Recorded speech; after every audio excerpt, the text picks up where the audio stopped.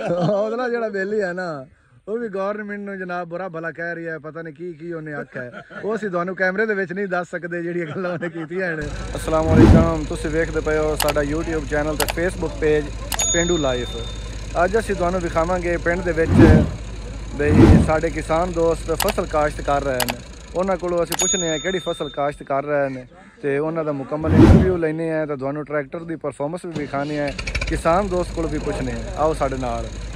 हाँ जी मियाँ हाजी साहब, ये किस चीज़ की फसल काश्त कर रहे हैं? ये मियाँ तिल बीज रहे हैं। अच्छा, ते लोग तो हाईब्रिड या फैन कट रहे हैं, तो तुसी तिल बीज रहे ने? यो आगे कणक बीजी है ते कणक गवर्नमेंट खरीद नहीं रही। अच्छा, वो विकदी 3000 ਨੂੰ 2800 ਨੂੰ। हाँ ਤੇ ਅਸੀਂ ਆਖਿਆ ਵੀ ਉਹਦੇ ਉਹ ਬੱਚਿਆਂ ਨੂੰ ਖਾਵਣਗੇ ਕਿ ਰੱਖ ਲਈ ਤੇ ਹੋਰ ਪੈਸੇ ਕੋਈ ਨਹੀਂ ਆਇਆ ਵੀ ਜਿੰਦੇ ਦਾ ਐਡੀ ਮੰਗੀ ਬੱਤੀ ਹੈ, ਬੱਤੀ ਦਾ ਬਿੱਲ ਨਹੀਂ ਭਰੀਦਾ। हाँ ये भी गल तो ਤਾਂ ਹੀ ਤਾਂ ਪੱਕਦੇ ਬੱਤੀ ਨਾਲ ਪਾਣੀ ਨਾਲ।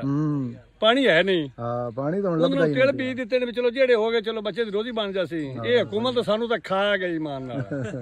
हुकूमत तो मतलब तुसी बड़े तंग है। ਬੜੇ ਤੰਗ ਹੈ ਹਕੀਕਤ। पिछली बारी गवर्नमेंट की रेट खरीद रही ਪਿਛਲੀ ਵਾਰੀ ਤਾਂ ਗਵਰਨਮੈਂਟ 4000 ਨੂੰ ਖਰੀਦੀ ਕਣਕ। अच्छा, ਕਿ ਐਤਕੀ ਉਹ 2800 ਨੂੰ ਖਰੀਦੀ ਪਈ। उइयो कणक की 2800। ਉਈਓ ਕਣਕ 2800 ਨੂੰ, ਬਾਕੀ ਹਰ ਚੀਜ਼ਾਂ ਮਹਿੰਗੀਆਂ ਹੋ ਗਈਆਂ। ਉਹਦਾ ਜਿਹੜਾ ਬੇਲੀ ਹੈ ਨਾ ਉਹ ਵੀ ਗਵਰਨਮੈਂਟ ਨੂੰ ਜਨਾਬ ਬੁਰਾ ਭਲਾ ਕਹਿ ਰਹੀ ਹੈ, ਪਤਾ ਨਹੀਂ ਕੀ ਉਹਨੇ ਆਖਿਆ ਹੈ, ਉਹ ਅਸੀਂ ਤੁਹਾਨੂੰ ਕੈਮਰੇ ਦੇ ਵਿੱਚ ਨਹੀਂ ਦੱਸ ਸਕਦੇ ਜਿਹੜੀਆਂ ਗੱਲਾਂ ਉਹਨੇ ਕੀਤੀਆਂ ਨੇ। ਤੇ ਇਹ ਇੰਨੇ ਕਿਸਾਨ ਤੰਗ ਹੋਏ ਖੜੇ ਨੇ, ਮਤਲਬ ਉਹਨਾਂ ਦੀ ਬੜੇ ਤੰਗ ਹੈ। ਜਿਹੜੀ ਗੰਦਮ ਜਿਹੜੀ ਗਵਰਨਮੈਂਟ ਪਿਛਲੇ ਸਾਲ ਬੋਰੀਆਂ ਦੇ ਰਹੇ ਓਪਨ ਬਾਰਦਾਨਾ ਹਾਂ, ਤੇ ਇਸ ਵਾਰੀ ਲੱਭਦਾ ਹੀ ਨਹੀਂ ਪਿਆ। ਥੋੜਾ ਮਿਲ ਬਰਾਉਣ ਤੇ ਆ ਗਿਆ ਵੀ ਪੈਸਾ ਕੋਲ ਕੋਲ।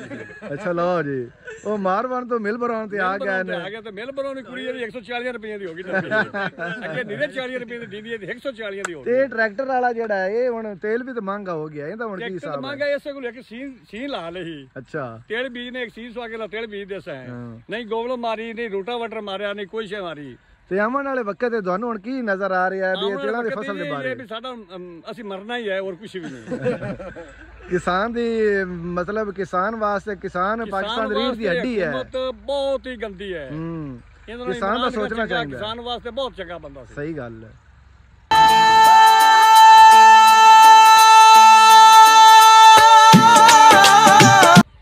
माशाल्लाह बीज सोना जा दिया है। हाँ भाड़ा नहीं है। अच्छा, प्रेवी बाई प्रेवी इत्थे आ जासी।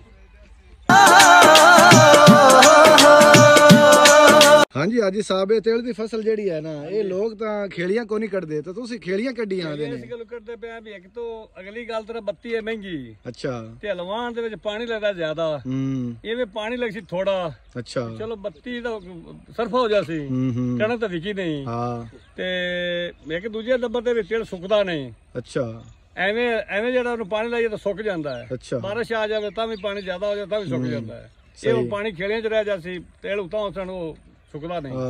मतलब पानी ਦੀ ਵੀ ਬਚਤ ਹੈ। ਪਾਣੀ ਦੀ ਵੀ ਬਚਤ ਅਗਰ ਹੈ, ਬਾਰਿਸ਼ ਜ਼ਿਆਦਾ ਆ ਜਾਂਦੀ ਹੈ ਤਾਂ ਫਸਲ ਦਾ ਨੁਕਸਾਨ ਵੀ ਨਹੀਂ ਹੁੰਦਾ।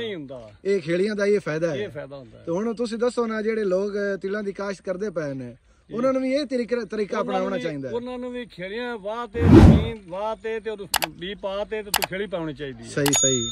ਇਹਦੇ ਝਾੜ ਦਾ ਵੀ ਉਸ ਦਾ ਵੀ ਫਰਕ ਪੈਂਦਾ ਹੈ। अच्छा, काम किन्ना ਤੁਹਾਡੇ ਜ਼ਿਹਨ ਦੇ ਮੁਤਾਬਕ ਕਿੰਨਾ ਫਰਕ ਪਵੇਗਾ? 10 ਤੋਂ 12 ਮਣ ਨਿਕਲਦੇ ਨੇ। ਅੱਛਾ, ਖੇਲੀਆਂ ਵਾਲੇ ਐਵੇਂ ਜਿਹੜੇ ਉਹ 7-8। ਤੇ ਮੁੜ ਜਿਹੜੇ ਵੀ ਕਿਸਾਨ ਮੇਰੇ ਦੋਸਤ ਹਨ ਉਹ ਫਸਲ ਗੱਡਦੇ ਹਨ, ਤੇ ਉਹਨਾਂ ਨੂੰ ਵੀ ਚਾਹੀਦਾ ਹੈ ਬਈ ਇਹ ਇਸ ਤਰੀਕੇ ਖੇੜੀਆਂ ਛੋਟੀਆਂ ਖੇੜੀਆਂ ਪਾਉਣੀਆਂ ਚਾਹੀਦੀਆਂ ਨੇ, ਜਿਵੇਂ ਮੱਕੀ ਦੀਆਂ ਹੁੰਦੀਆਂ ਨੇ ਉਸ ਤਰੀਕੇ ਨਹੀਂ, ਬਿਲਕੁਲ ਛੋਟੀ ਖੇੜੀ ਹੋਣੀ ਚਾਹੀਦੀ। ਹਾਂਜੀ ਅਲੀ ਭਾਈ, ਤੇ ਦੂਸਰਾ ਆਪਾਂ ਇਹ ਜਿਹੜਾ ਪਿੰਡੂ ਲਾਈਫ ਤੇ ਸਾਰਾ ਕੰਮ ਕਰ ਰਹੇ ਹਾਂ, ਇਹਦੇ ਬਾਰੇ ਤੁਸੀਂ ਥੋੜਾ ਜਿਹਾ ਸਾਨੂੰ ਦੱਸੋ। ਹਾਂਜੀ ਬਿਲਕੁਲ ਜੀ ਨਾਜ਼ਰੀਨ, ਜਿਵੇਂ ਤੁਸੀਂ ਅੱਜ ਦੀ ਸਾਡੀ ਵੀਡੀਓ ਵੇਖੀ ਹੈ, ਅਸੀਂ ਇਹ ਤੁਹਾਨੂੰ ਵਿਖਾਇਆ ਹੈ ਕਿ ਜਿਹੜੀ ਇੱਕ ਫਸਲ ਹੈ ਉਹ ਕਿਸ ਤਰ੍ਹਾਂ ਉਹਦੀ ਗੜਾਈ ਹੁੰਦੀ ਹੈ।